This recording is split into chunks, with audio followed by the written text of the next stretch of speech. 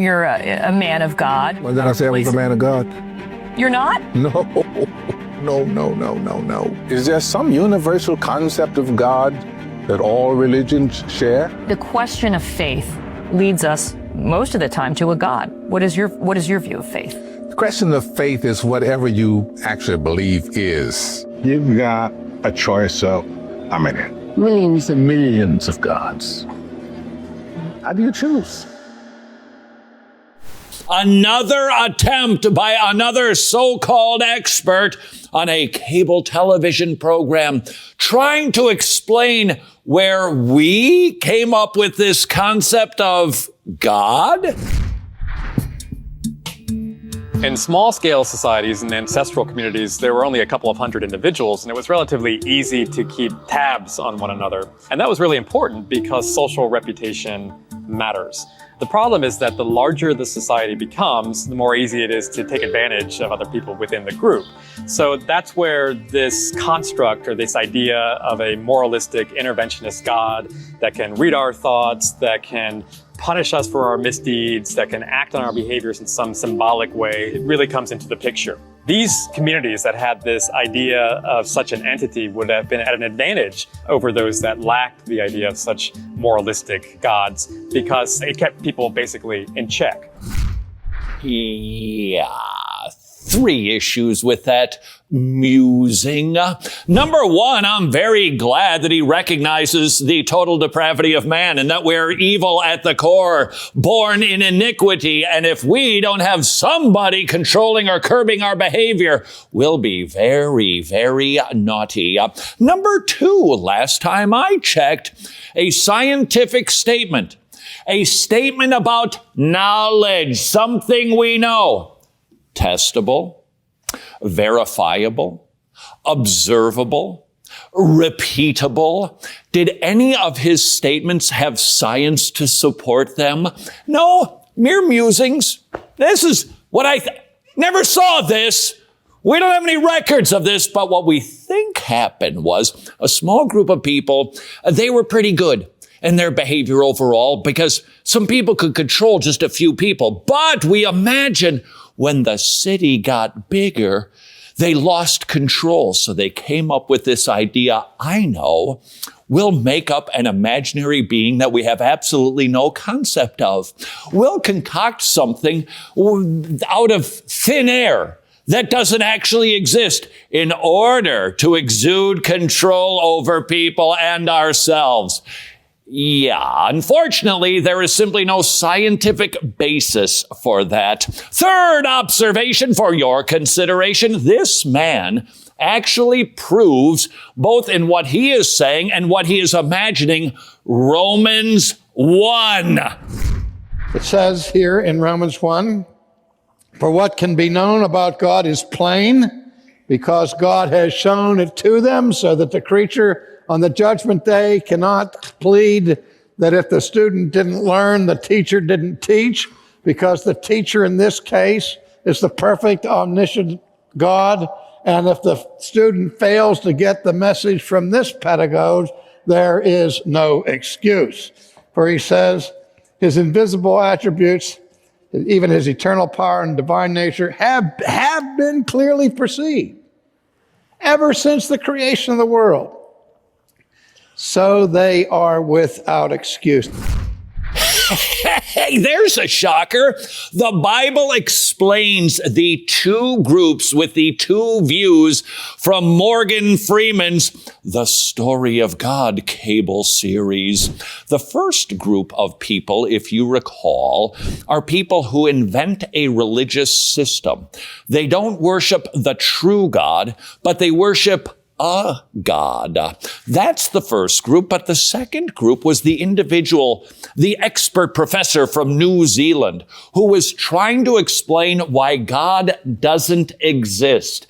In both instances, Romans 1 explains why they are doing what they are doing. The one group, they've got this knowledge that God exists, and so they realize we better be doing something religious. Do they seek after the true and living God? No, they do not.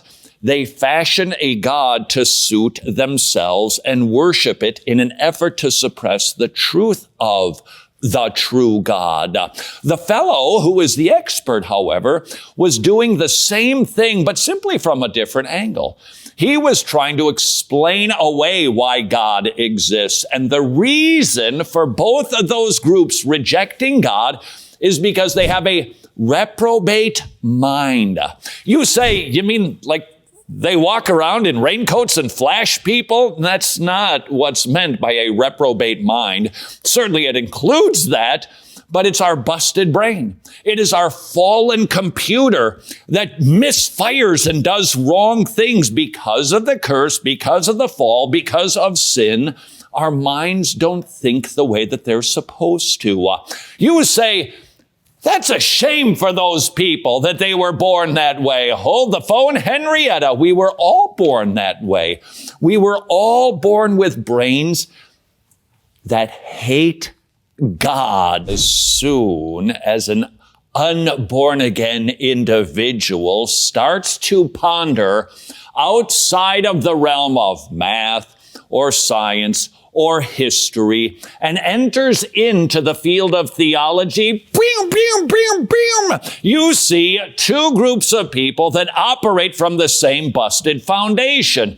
You have those like the host who work very hard to suppress any knowledge of God, or the pagans that were shown in the story of God who are trying to create a God to replace the true God. Would you rob a bank if you thought that nobody could possibly know that you've done that? And I think if we're honest with ourselves and we think that there's no hidden camera, there's no security guard, it's completely empty, there's a bank vault that's filled with all sorts of currency and jewels, many of us would walk in there and actually take all that currency. So I think the idea or the impression or the sense that something is watching us and will punish us for our misbehaviors is a very potent, very powerful social factor. We invented God as an important social factor to curb the behavior of rascally people. Again, nothing scientific about that. And when you look at it on its face, okay, that kind of makes sense. I guess I could imagine something like that. That seems logical, but it is not. In fact, it is downright foolishness. Now, in a sense, it's brilliant, but it's foolishness at the same time. What you got here is brilliant foolishness.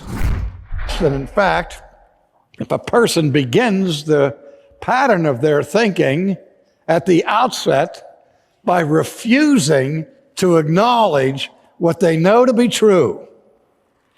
That is, by starting with the rejection of the knowledge of God, the more brilliant they are thereafter, and the more consistent they are thereafter, the further away from God their reasoning will lead them.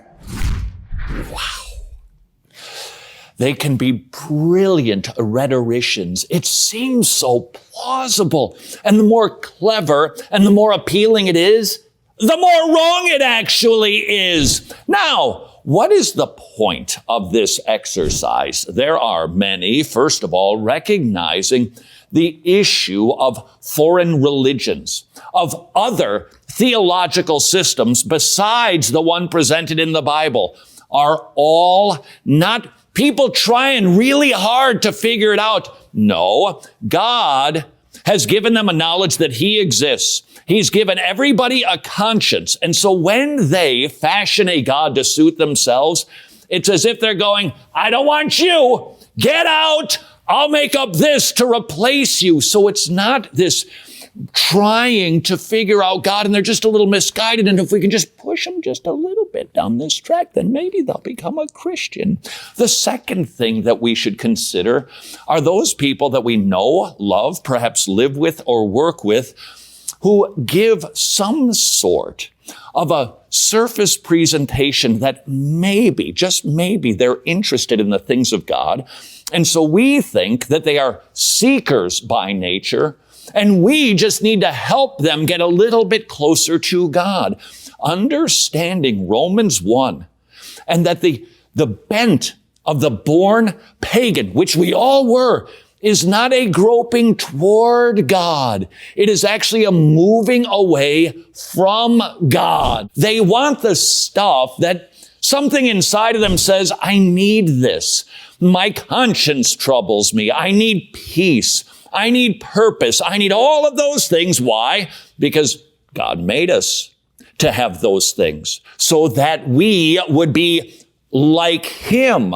And so hardwired into us are these emotions and feelings and thoughts. It should be this way, but it's not. So I've got to figure out a way to get those things so I don't feel so on the inside.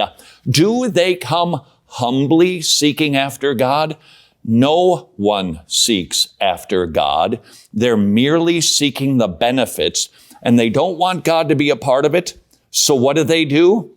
They fashion a God to suit themselves. Implication, Mom and Dad, as we go about the business of raising our children, let's teach them smart stuff like math and science and history, but we need to make sure that we are using the Word, because that is the instrument that God uses to regenerate the brain of our little tiny dumplings who are totally depraved and not seeking after God.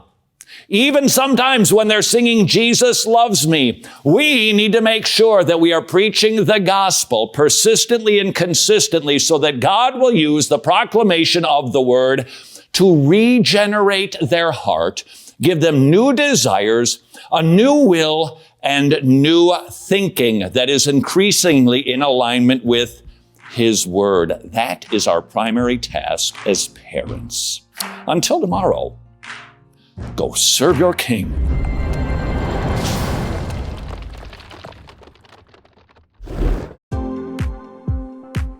Hey there, my name is Easy Swain and I serve as the president of Living Waters, but that doesn't matter. What matters is that Todd Friel is celebrating his 25th. He wishes it was his birthday, but more important than that, it's his 25th year in ministry. And what a blessing that God through him has brought us Fortis and all the ministries it provides. Get behind them, support them for the glory of God.